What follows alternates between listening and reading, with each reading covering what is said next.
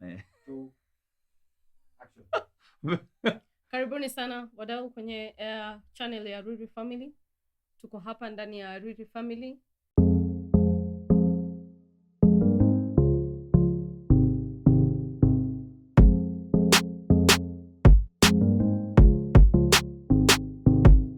Sisi ndio Riri Family. Asanteni. Tuko pale ya 7. Tunaangalia mambo ambayo yamekuwa yakitendeka kwenye ndoa, mambo ambayo I don't know you. Shape. Yameshepu. Yametuunda kwenye ndoa yetu. Hapana. Ambayo yameleta miundo tofauti. Yamekuunda. Kwenye umekuwa wheelbarrow. No, yeah. We are 7. Thanks for keeping up with us. Asanteni watu wa TikTok, watu wa Facebook, watu wa YouTube, tunawacheki sana. Yeah, tuendelee kukua katika ndoa. So, year 7 and then we wind up with year 8. But we will not go anywhere after year 8 because there's a lot we have not said. What she's saying is we've been married for 8 years and we've just been looking at the journey that has been for the last 8 years. It's been a good journey. It's been fun marrying you and staying with you in my house. In my house. See you Anyway. the lady leaves and then they come to a husband's Says house. Who? Me. Genesis chapter Kerea verse Kerea. It And says the so. man shall leave his father and mother, and he shall join them woman wherever she is. Where is the man going? The Bible says you live. And he shall go to wherever the woman is. So he came to me. And we Sasa unasema umeniweka. I'm just quoting the Bible and saying Umeniweka hapa. Unalipa nyumba. Mungu ndio amekuweka kusema ukweli. Mungu ndio anakusustain katika hii maisha. Nakushukuru sana kwa kuniweka. Asante. Yes. So year 7, one of the things that really we remember stood out for us was for the first time in our married life we got to walk with a couple all the way to their wedding. Yani sisi ndio ilikuwa best couple. Kirea. Best couple. Yani mnaitwa standards behind. The big standards. Behind. Yes, big couple standards. Yeah. But when we look back, what really was nice about that was the fact that they chose us. Sorry, man. Kwani unatafuta validation? Awe na hizi validation zako. The fact that they chose us was a good thing. It's a good thing because you see there are so many people they could have gone for. Yeah. And the fact that they settled for us, I don't think it is them. I truly think that people are sent by God. No way. Preach, Pastor. Yeah, we didn't feel like we were worth it. Humility. Anyway, we were humble. But we were grateful. Souls, truly grateful. Yeah. And it the reason we know that it shaped our marriage is because of working with them. Because for us, one thing we believe is being standards at wedding. Okay. Best couple. Okay, being the best being couple, the people who stand behind the couple. Maid of honor and God of honor. God of honor. That one. It's not God of honor. It cannot. For us, it's not usually the standing behind this couple at the wedding that counts. For us, what matters more is walking with the couple a journey until that point. So for this one, since it was, the one cut was Mami Arusi. So then we are walking specifically on that journey. And honestly, it was very refreshing. It has been very refreshing anytime we walk with a young couple towards we have done marriage. That now for a few other couples, right? Two, yes. Yeah. So it's been refreshing because when you start to even give back. Hey, umeanza kuwa no. Umeanza kuwa bank. No, I'm just saying. Okay, yeah. So when you start mnaelewa what I'm saying. It refreshes you and then it challenges you. Some things you remember and then you think about, I think we lost this also. Mnaenda kuongea mnaona ni kama ni nyinyi wenyewe ndio mlikuwa mnajiongelesha hiyo siku. Mmerudi class. Mnajirudisha darasani. How did we lose that? You have sessions with them and then later mnaanza kufikiria by the way. Yeah. sisi wenyewe hapo unaona. Yeah, so that was very refreshing. We drew most of our lessons from what we were taught, and especially when we are working with those couples, and some of them have different needs, and so we find solace in just having the knowledge that we acquired. Why are you looking at me for saying Kiria? Okay. Using Kiria language of it's right. So we mpaka nimepoteza Kiria trace of thought. Why? We find train of thought, baby. Inaita ba? Trace of thought. Nimesema trace. Nimesema trace. Inakuanga gari moshi. Gari moshi la fikra. Umepoteza gari moshi la kwa maana amepoteza gari moshi la fikra lake, gari moshi lake la fikra. Umelipata ama tuendelee na next point. Yeah, premaritals that we went when we were getting married. I think it was very deep, and so we find those lessons, and us going back to those lessons and just going through them about finances, about how to handle your in-laws, how to handle your wife, your husband, how to live and cleave, what she was saying, how men must live, because most of the time we think it's women who leave their homes because wanaendaka kuchukuliwa siku ya harusi kwao, wanakuja kwa boy. Hapana, actually it's the men who are supposed to live, and living is men are supposed to totally watoke waanze generation yao. So you must live.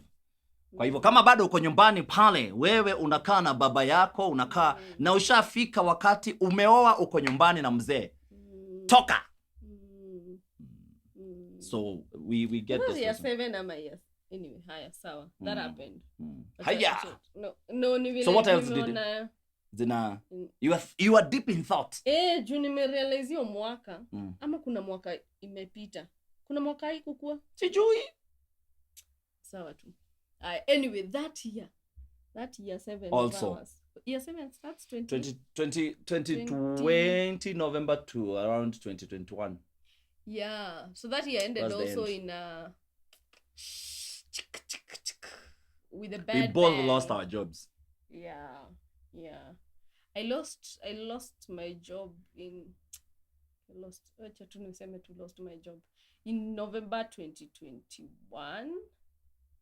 And where I was working na alafu the following month, ile TV ilikuwa mzuri kwenye ilikuwa nang'ara na kizungu mingi kafungwa pap. Though ilifungwa December, which was the beginning of year 8, but then I mean this had been coming a long while, a long time. But for us kufungwa, it was very abrupt. We nizile mnaamka siku moja, because I remember it was on 11th. And actually that day I was just going to work at around midday. Mnaingia kwa ofisi, mnapata watu wako pamoja, unauliza what is happening. Alafu nakumbuka mse moja anaitwa Kim akaniambia, I have never forgotten what he said. Unasikia hii kitu inafungwa bana? Hii kitu nini inafungwa? Yeah, we were informed that it's going to be closed at the end of that year on 31st. It was on 11th. It was a shocker. It was a big shocker. Yeah, so it's just calling people together. Working with young people who probably that was their first job. And then, seeing young people lose their jobs in that manner. I think that affected me a big deal, So for me, it was not me losing so much the job, because I was in charge of a few number of guys, like 30. Why? I was in charge. No, it's okay. We will have to do a whole lesson. So endelea tu. No, it's okay. You were in charge of a few number. Oh. A few people. Wagoderaki. Sorry, kanwa dina go na inya muno. Anyway, so I was in charge. By the way, that was painful. See, bana. Unakaa mwanaume bana. Mkono yako ni kama mwanaume. Kama mwanaume matusi. You are teaching hivi ndio ulikuwa unachapa watu. Mpaka nimepotea mahali nilikuwa. This is the second time. Umepoteza gari moshi lako la fikra tena. That was painful, Aki. Pole. Sorry, sawa. Ukuniambia pole na ulinigonga. So when those young people lost their jobs, it affected me a big deal. Yeah. And of course because my wife had lost a job the previous month. Now I lost my job. How did you losing your job affected you? Mimi Unakuwa strong. Kazi nimefutwa mara mingi. Anyway, mine by the way had been coming well, let me just tell you this, we will deal with it properly in the next episode. Yeah. Because on this one it was just beginning. Yeah. It was the beginning of a difficult period of my life, not because of the job loss per se. In any case, I'm not sure whether this is the right forum to say this, because as a person, I'll edit it out. Thought, if I feel it is not worth the career, I'll edit it out. I actually should have quit way before earlier, because having to wait until the point where I lost it was a big mistake, because it was stressful. It was, and like you didn't believe that you were being fired. Of course I believed it, because there yeah, things were yani not good. Ukuona kama wewe unastahili kunini? Hapana, because you are a good worker. No, sorry bas. Bro, but you are a good worker. Nikuje kwako nifutwe, wewe ukuje kwetu ufutwe ndio upeane story. Sawa. No, I was a good worker and what have you. But then what stressed me was not the loss of the job. Is how you lost it. The process of losing of the job. I don't want to get personal in public, but that process, like, you don't have to... It was painful. It was painful. It was, when you start to create a toxic environment for someone because you want to lay them off, I feel that's not fair. And I'll cut that out, don't worry. Yeah, okay, anyway, yeah, the process towards losing the job was really stressful, and I started to lose myself in the process. And of course, like I was saying, in another small TikTok video somewhere, okay, mumeanza kunifuata TikTok, asante. Yeah, I was saying, when you have at least 1,000 followers. When you become, when you lose yourself, it affects your marriage. The marriage. So the energy I was starting to bring even into our marriage, evidently I was not myself. I was a stressed out person. I was starting to have esteem issues. I was unataka kusema ulikuwa na low self esteem. Yeah. By the time I was living, mtu mkubwa anakuwa na low self esteem. Yes. Ama ni high school students. Unajua ile low si eti ni height. Episode hapa hiyo low self esteem. Wacha tudini nayo next episode. Santeni wadau. So how did before we go, before time is not up. Time is not, it's aish, we are sorry. So it affected our marriage, your low self-esteem. You're not it's coming to Korea to wash my dirty linen in public. It affected our marriage. Your own linen. This happened mostly. Wait, what excuse hapa? Tutaonana next episode. Subscribe. Thank you. Asante. Yeah. Low self-esteem.